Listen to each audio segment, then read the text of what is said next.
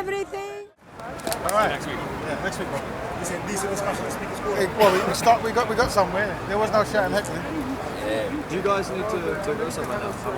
Oh, sure. You want to talk about that? Well, I'm not interested. You guys, I mean, like is there something you want to talk I'm going to come back. I was going to you can walk around? Okay, not specifically. I just, are you, would you call yourself Pan-africanists or Black nationalists? Or? I certainly do. Yes, both of those. Both of those labels. Yeah. I'll come back here. Okay, sure. Yeah, I'm not, prepared for some debate. Your historical shit is much better than I can do at the moment. But this is someone who's quite kind of pro-European. Right. Could you say sort of why? Like what's I don't know. What's the virtues of Pan-Africanism? Right. So everyone,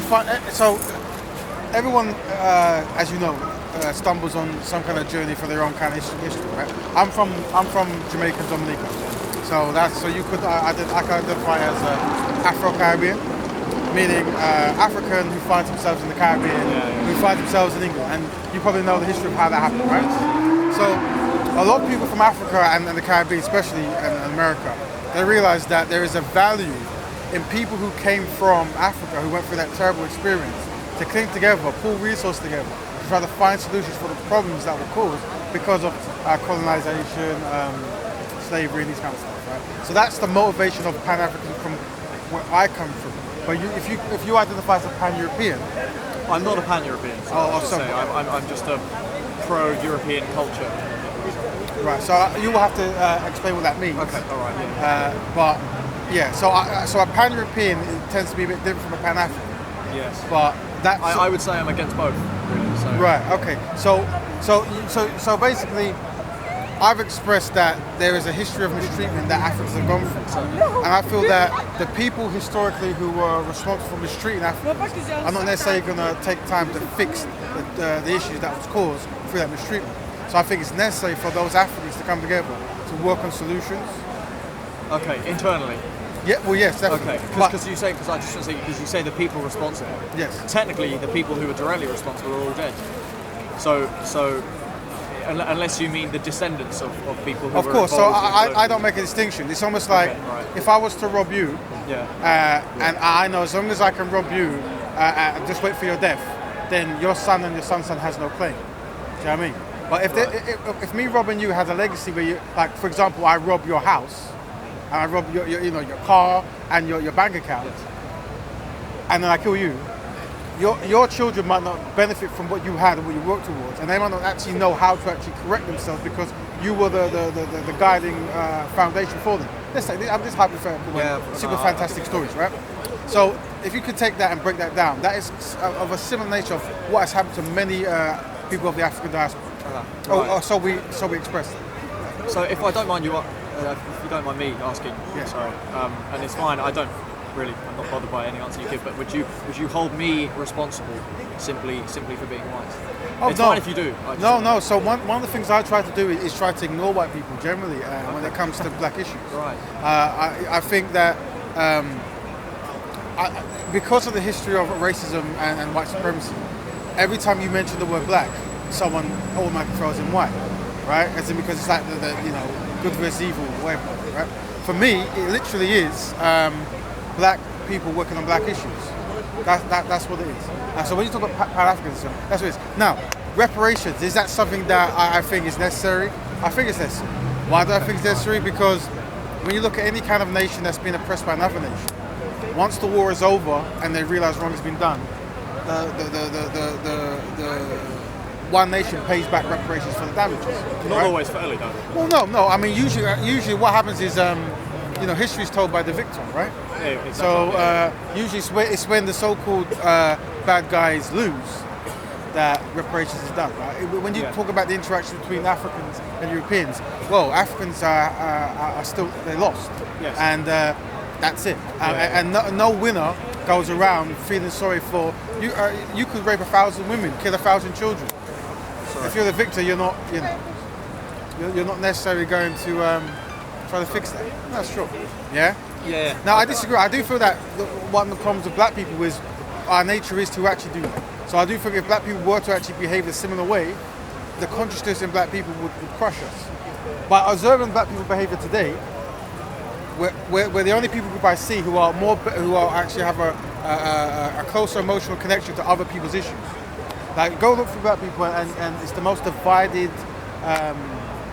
group you're ever going to come across. As in, there's the most divisions within the black race. Yes, of course. Okay, right. And that was obviously the legacy of what happened, when separation and new ideologies coming in and so forth, right? But Europeans, for example, if you watch today, when black people talk about black issues, and Europeans from different walks of life feel that maybe Europeans have been mentioned or maybe even blamed, by osmosis you guys get on cold, and then you go, not all white people are bad, what are you trying to say? And you all stick together, and you understand, something is said against us that we need to correct here, because it's not in our best interest. Sadly, black people don't do that. If you're going to see black people fight amongst themselves about stuff. So this is the issues we have. So to answer your question, that's why I feel it's necessary for black people to focus on black issues, because there's much work that needs to be done. I don't disagree that black people should care about black issues. Yes. Do you think that part of the problem is that a lot of I don't want to say most or some, whatever, but, right. Sorry, I'm a majority, but like a lot have not identified the correct issues. Who are involved in the kind of political scene. Yeah. I mean, I think that there is a basics like food, shelter, the basics of life, and there are many black people in the collective who get used to not having, and they culturalize it. So they so-called culturalize hustling. Do you know what I mean? Yeah. The glorification of not achieving, because that's what hustling is, right? And because of that, people get used to. So, for example, you get certain cultural groups that, for example, not that black people are strippers. Like the most strippers in the world come from Europeans, but let's just use stripping as an example, right? You might get certain communities in certain places of the world where, because of lack of money or lack of education, they feel that stripping might be a good way to actually get money in a desperate situation. But then well, I won't know. Maybe you're a better stripper than me. But what tends to happen is you might get certain generations who look at that person who does that and has a glorified element to it. So now, rather than actually trying to get an education and try to fix in other ways, stripping becomes a primary source in the mindset. Now, this is not across the board. It's just an isolated microcosm that I'm bringing up. But this is where you're not identifying what is necessary. Yeah. But what we have to understand is, through training of non-black people, black people have been trained to serve non-black people. Black people have been trained to serve non-black people? Yes, 100%. They've been trained thoroughly, and to not necessarily put black issues. If you look at statistics and you see that black people are suffering, right, and then they're suffering at the hands of another group, if you were to ask the other group to talk about it, the black persons that you tend to find that they will feel uncomfortable for the group that is benefiting from the suffering of black people. They'll feel uncomfortable. So just like when you said that situation, you said, "Am I to blame if my granddad raped and killed?" I didn't ask it. Oh no, I'm just making the story fantastic. But what I'm saying is, when you said that kind of questioning, it's almost like, I'm sure you've heard it before. Oh, and I'll hear it tomorrow and the day after, right? But it's like black people are always asked to hold the blunt, isn't it? So we're asked to be punched in the face, and then be like, "Is your hands okay?" Like, it's like, look at my, it's like, well, I could turn my face more this way, it won't hurt. You know what I mean? And this is how I see it. Yeah, Europeans don't do that. If you oppress a European, they want reparations. They want to be fixed. They're going to go after all European nations. Yeah, and you tend to find that there's so even though you don't believe in Pan-Europeanism, right? You tend to find that even though Europeans argue amongst themselves, when it comes to other groups outside you coming in, you tend to see a much more unified Europe. Oh yeah, and in that sense, yes. In that sense, yes. I mean, and it goes back time, but even if you want such research, you research the Haitian Revolution. Europeans, they didn't get along in those days, but when Haiti revolted, and they actually pushed back the French, the Spanish, the English, the French, they all came together and they said, this is not good, because if slaves realize they can be free, we're going to have a problem, so let's work together. So that's what I see a form of pan-European, whether it's official or not official.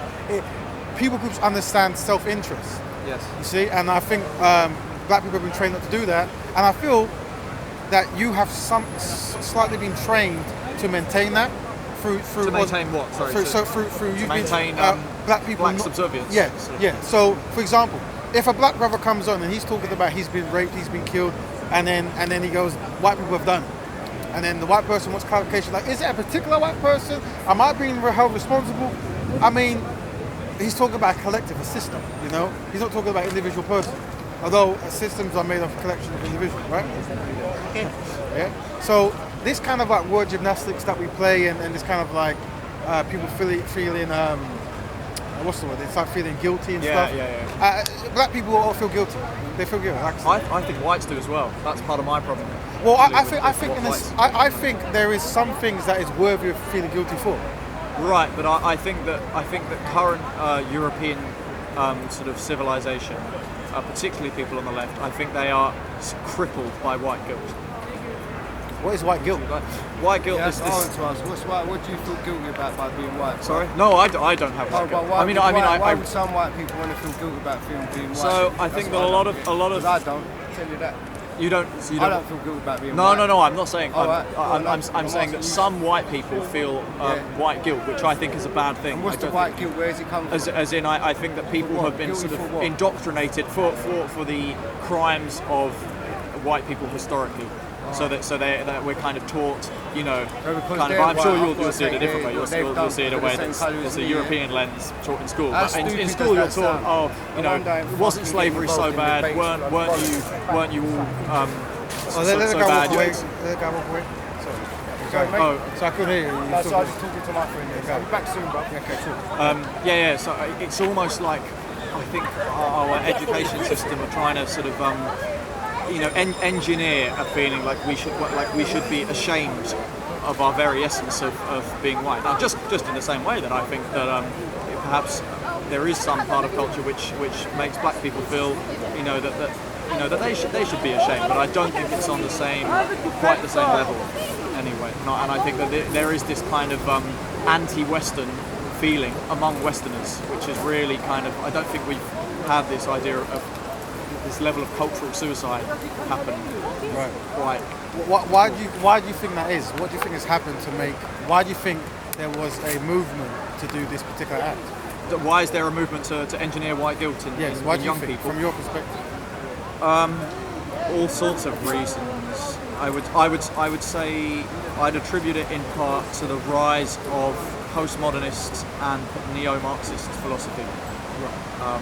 Which I think has increasing influence in education systems in Europe and America, across the West. So when white people are experiencing white guilt, what is actually happening? What takes place? What physical thing or mental thing is happening that happens once white guilt is being felt? I think it's this sort of. It's difficult for me to explain, having never really experienced. Well, not fully experienced it, but thinking that you have some sort of obligation to kind of go out and I don't know, maybe make black friends, or maybe sort of kind of be, make jokes, at the expense of your whiteness all the time. I mean, that's fine if you want to do that. Humour is humour, but it's I don't know. I think it's a general just sentiment that is, you're not proud of your of your culture and your background, as all people should be, really. What is your culture? Like, what is your culture that you're not proud of? What is being practiced that you feel you should be proud of? A general Western culture. I think it's the idea that didn't the West do some bad things? Weren't we the kind of front runners of imperialism and whatnot? Therefore, we should be ashamed. Therefore, we should reject kind of every single attribute of the West now. That comes from that. A lot of them. So, for example, a lot of them are like anti-capitalists. So a lot of them will say, yes, I believe in socialism, and I think that the West is a sort of evil bastion of capitalism, and imperialism is a testament to that. Therefore, we should have kind of my particular idea. And I think it's ignorant, really. It's come from people who want to demonstrate just how multicultural they are, and I just maybe. So from what I get from what you're saying, because you said a lot of things, but how it connects. That's fine. What connects to what we're saying is we were talking about white guilt, and then we were trying to establish like what do you feel you have to do or not do because of white guilt, and you gave examples of like befriending black people and allowing jokes to be said about you and smiling and so forth. And this is what I say about this, that connects with the whole mismanagement of what black people actually need. Like, black people don't need white friends, they don't need any kind of friends. Yeah. There's a basic thing that all humans need, and I would rather get those things first before you tell jokes, be friendly, say I have a black butler, whatever it might be. Those things they're not necessarily part of black betterment or black improvement. You know what I'm saying? Yeah, I don't think they are. So So one other thing I'd Go like to ahead. say, just so that Yes. you can be in your mind, is the idea. It's only just come to me that this current level of kind of mass immigration that we're experiencing right now, from primarily third world countries, the idea that we're sort of, we deserve it. But what is our culture really? I mean, we're white, right? This can only be doing us so much good to just import, a ton of mainly Syrians, but also North Africans, Iraqis, Bangladeshis. Well, I can't. The only thing I can talk about is Britain identified as a colony, right? Yeah. And in the colony, they had many countries that were contributing to make Britain great. Yeah. And for the most part, if not the entire part, England, Britain, whatever was the benefactor. They got the most, much more than the colonized nations, right? So at a certain point, you might feel that maybe the people on that colony can actually come and see what the money paid for, right? I mean, me personally, if me as a black person, right, and you were Swedish, and for 400 years, 300 years, whatever, I was just taken from you, right? And then I make this beautiful place, or just a big place, you say, right? Me personally, with how I think, I wouldn't actually even worry that people from the colony who I've taken from come over to live. I think, it makes kind of sense, right? Right? But it's interesting that people, not necessarily yourself, I don't know how you feel, that certain European people, they're in complete shock and awe. Like, I can't believe we've taken all these amazing resources for so long, and the countries that had these resources and the people that we took them from want to come and see what we've done with it. I just can't believe it. For me, it's shocking, but it's just nature. A lot of them aren't from former British colonies. Well, that's what interests me. Well, that's the I know different you say you can only talk Yeah, about. that's the thing. It's wrong for me to speak on people groups that I don't have a stake in. I don't think you should mistreat anybody, right? And they can represent themselves better. Yeah, but we found ourselves here because we're talking about white guilt, which pertains to black people and then Leo Mohammed and all the stuff, so forth. So I can only speak from the black perspective. And we were starting about Pan-Africanism and the reasons why. Yeah. And literally the reasons why, because it's necessary. Because of colonization and the years of mistreatment and mismanagement that's happened because of these historical things that might have so-called built white guilt. As in people looking back at the history going, you know what? I think we could have done that better. I think we could have been a bit more just in how we interacted with people in the planet. But then again, as a black person, I don't expect non-black people to think that. I would never expect them to be humane. From my experience, a lot do. A lot, kind of. I challenge that. When I challenge that, it's because I feel if feeling guilty is the solution, and that's going to bring about betterment for black people, then I think it's like an easy cop out. Like just. Oh, I don't. Yeah, I don't. Yeah, I think there should be physical things that actually has to happen to fix the situation. If you identify them as problematic, right? I don't waste my time trying to get non-black people to care about black people. Yeah. I think it's a complete waste of energy. How would you accomplish then, if reparations is a sort of goal? How would you accomplish that sort of while kind of dismissing them from the picture? Well, how I'll do it. Right now, when you're at the bottom of the pile, no one cares. For example, there are many homeless people you're going to see before you go to the station, right?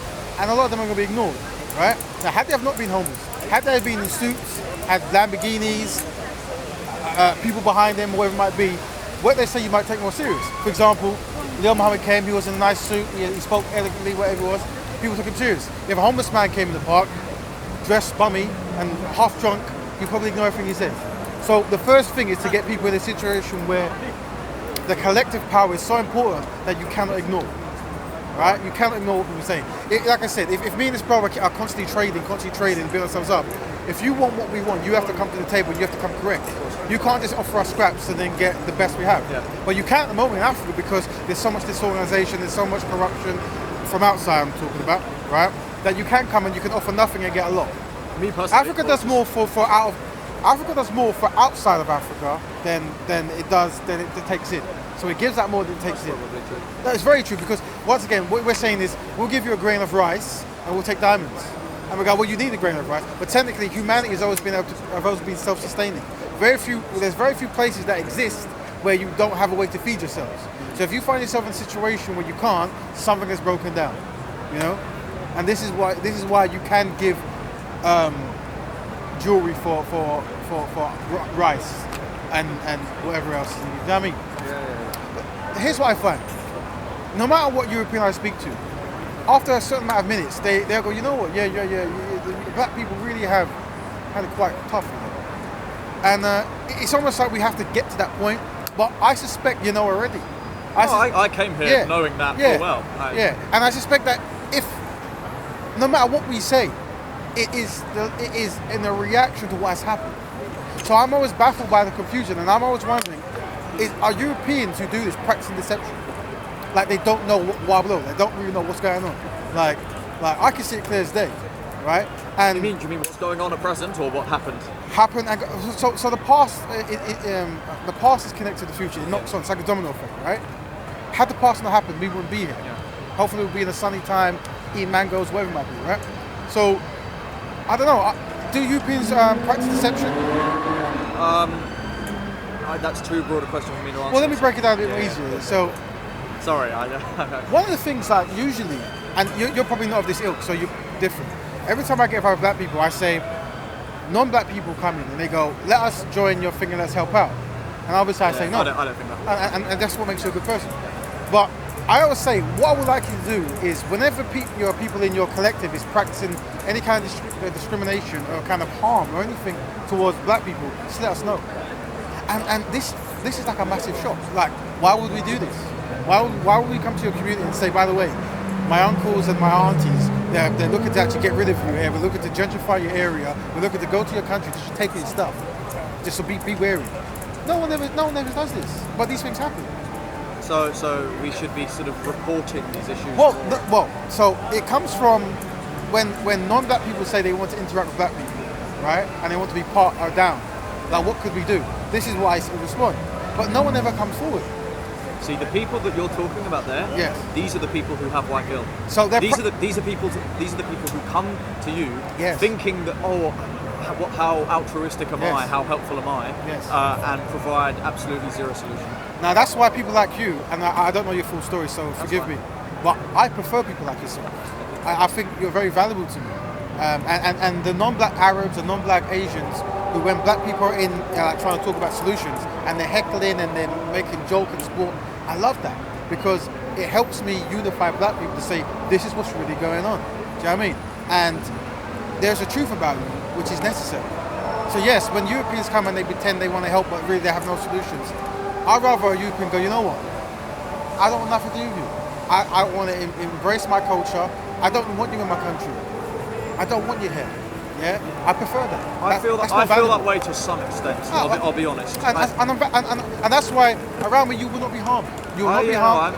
If anyone jumps in and starts, I go, no, this is important. I want every European who thinks like you to come forward and go, I think this way. This is how I feel. I'm like, thank you.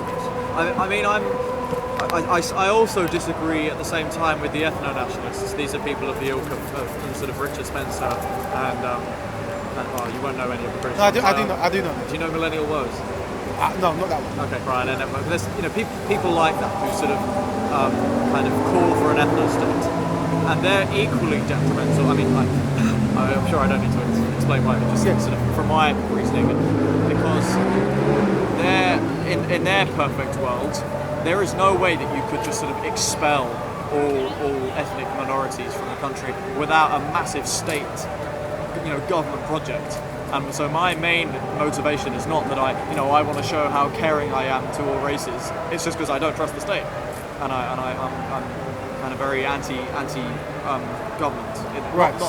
If you were in charge, if you were given power, and you could make decisions in Britain, what decisions would you make? Interesting question. I just, plainly speaking, I'd reduce the size of the state. So I would privatise a lot of sectors. I would, first of all, I'd take us out of the European Union, because as I've said, I think it represents a kind of pan. I haven't, no. Do I look like someone, or do I? Yeah, an audience member. Oh, really? Yeah.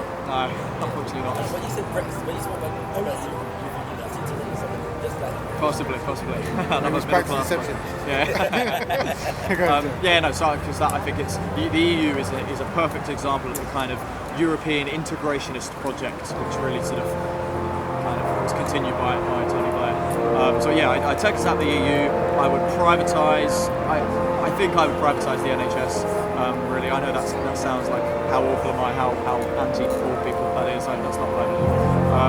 I'd try and maximise the individual freedoms that citizens could be given, and I basically, if I were to rob you of your tax money, the only time I'd rob you would be in order to fund defence, the police force, and the justice systems and courts of law. Other than that, I'd say you need to live your life, ideally, in a sort of capitalistic society. And I don't want you being told what to do or what to think by any government, or indeed any church or religious body. I think the state education system is actually a very good way the government manages to dole out propaganda. So I wonder if, sorry? I would either privatise it, or this sounds like I'm some sort of snob. I'm not particularly rich or upper class myself. I just sort of sound it, but I'd either privatise it because I think if they were all private, then you wouldn't have them exclusively for Eton posh boys, or I would keep it somewhat state funded, but only at the local level, because then I think you could have communities deciding what was best for their children. I don't know which of those options, but one of them wasn't where the government was deciding the curriculum in order to tell children what to think, and that should work for you, because let's say you happen to get in some government which actually does have ideas of kind of subjugating non-whites, then you can implement a curriculum that's part of their ideology, and that is sort of engineering a kind of black guilt, that you might say. So I think it works. I don't see why you guys would have any reason to disagree with me that on this sort of libertarian. So would the African Caribbean people be affected by any policies you bring in? Only in the sense that they'd be freer as individuals. Freer. So sorry, I should say, do you mean the Afro-Caribbean within Britain or globally? Globally it wouldn't make much difference to, I suppose. So Jamaicans could freely come here and they won't be fearful of being kicked off? I'm for protecting our borders, but that's whilst we have a sort of strong welfare state. I think in my model, where we abolished the welfare state and we had, pure free market capitalism, then I'd be all right with actually having much more lenient borders and saying, yes, if you're prepared to accept our culture and our values and work hard, come on. How does one accept your values and culture? What has to be done to demonstrate? So you accept capitalism, you accept democracy, you operate under the rule of law, you understand that you're free to live your life, but if you violate the individual rights of another citizen, then you can face the consequences from the government. You can be locked up or whatever. Other than that, that's sort of it. Just the idea of a kind of that you appreciate Westernness, sort of experience. So you have to. But that's a minor point. So you feel that people who come from other lands have to appreciate. No, sorry, I should say that they don't have to, right. I wouldn't make it mandatory, going around to people, do you appreciate the West, do you appreciate Britain, if not? Yeah, I will run that, because there are countries where this is actually practiced. You have to do oaths, and an open recording. What's a country where you have to do that? So, for example, in China, with, say, the Muslim community, they haven't rehabilitated because they don't want them to have their own kind of religion. They bring the special. That's one area where I'm actually. I'll take the side of the Muslims. Right. Actually, I know Vietnam has a very strict. Unless your partner is Vietnamese or you own a business in which your business partner owns more than 50% of the business, then you can't.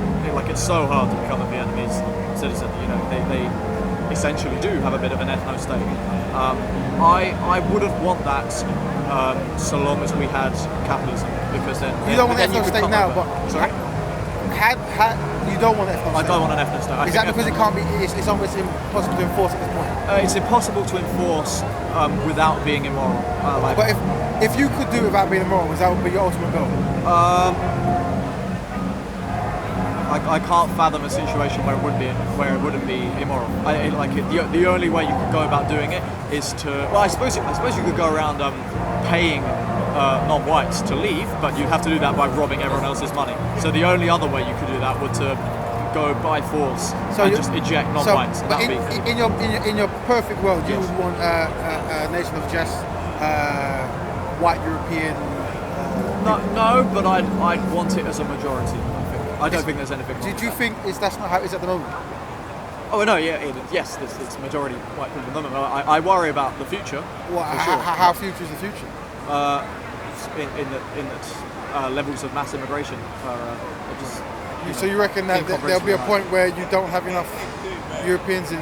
I don't know. I'm really not sure. I just think I think that the British and the English as well have a culture, and I'm a product of that culture, and I quite like having come from that culture. There's some things that I like.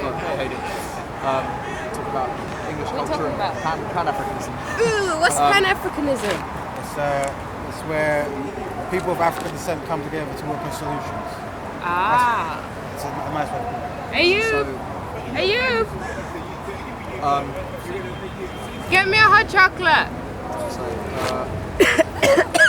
Yes, and so I think it's important for each nation to, preserve to some extent their culture, and I don't think you could do that by sort of just forgetting that, by thinking that race doesn't matter, by playing this stupid card that a lot of conservatives play, where they, I don't see colour. Do you see colour? Of course I see colour. Colour matters, race matters, I'm sorry, it just does. What about you'll me? probably agree with me, but I'm mixed. Where do I fit in? What box? well, both. Both. But I can't take both. I have to take one. There's usually a box for Other. mixes. Oh, do you have to take other? Yes, sometimes. Sometimes. What's your parents' background? My mom's black Caribbean. My dad's white Irish. Right. So historically, you'll be considered. You could take mixed origin, whatever. Or black. You'll be considered black, and we will consider you black.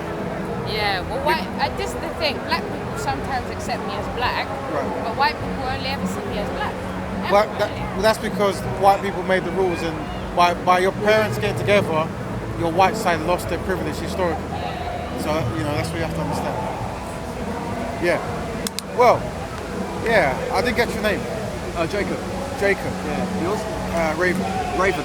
Like the bird. Nice to meet you. Nice to meet you, Jacob. Well, hopefully next week you come with. I will try and be better educated.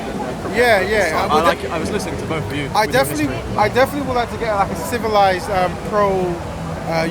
England pro-British speakers to come. Not necessarily to be drunk and swear and so forth. Yes, of course. It's not good look for your community. But to come and literally just hear what you're saying. Hear what you're saying. I think there's much that can be learned. No. Like have a nice civilized debate guy. Yes. And if you're here, well, welcome to do it. Yeah. Lovely. All right, guys. Yeah, look after yourselves, man. Take care. Yeah. Are we done? Cheers. We done? Yeah, just as you arrived. Oh, that's a shame. Where we are. Now come earlier next week, yeah? Wrapping up. Are you going home? U-turn. I got a chair. Something or other, I'm just not White man is useless. What happened? Why are we here now? Why aren't we over there? Why did we move? Mr. Policeman, Oh yeah. Why did we move? Why are we over here now instead of? Yeah, because it's more quiet here. Yeah. You don't attract such a big crowd though as last time when you were having that Indian. I'm going for quality rather than quantity. I like it. I like it. Yeah. I'm going for quality now. Fair enough. Come take over everything from your humanity. Man, say it straight. Man, don't listen to BBC. Man, don't listen to ITV. Allahu Akbar! Allahu Akbar! Allahu Akbar! Allahu Akbar! Allahu Akbar! Allahu Akbar! listen to COE. Man don't listen to BBC. Man don't listen to ITV. I don't even listen to Sky, man. Man listen to COE. Man just listen to COE.